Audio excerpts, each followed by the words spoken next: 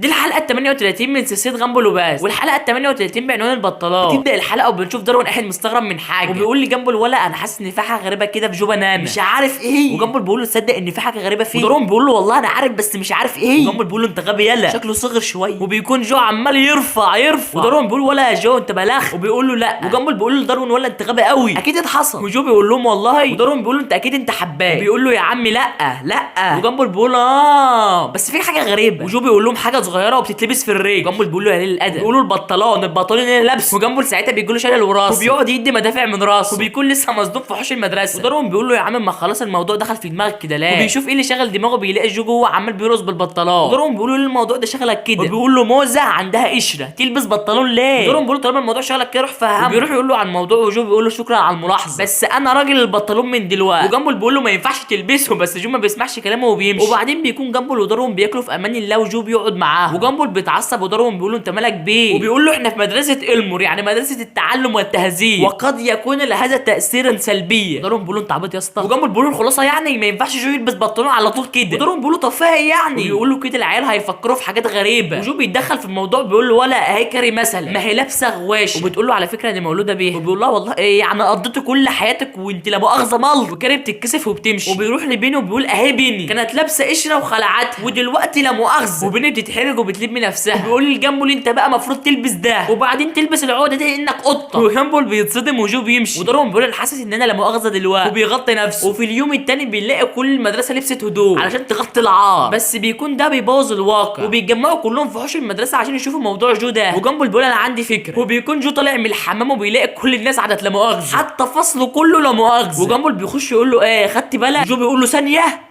انتوا بترطبوا؟ وجامبل بيقول له لا بالله عليك شغلها شويه. بيقول له مش عارف. وجامبل بيشاور بايديه وبيقول يلا. وامه وابو جو بيخشوا هم لا مؤاخذه. ايه دي الحلقه كلها لا مؤاخذه ولا ايه؟ وفي الاخر جو بيستنتج ان كلهم ملط بسببه، وبيقول انا لازم اصحح الامر، وبيخلع قشرته. وبنروح الباص وبيبقى كلهم ملط.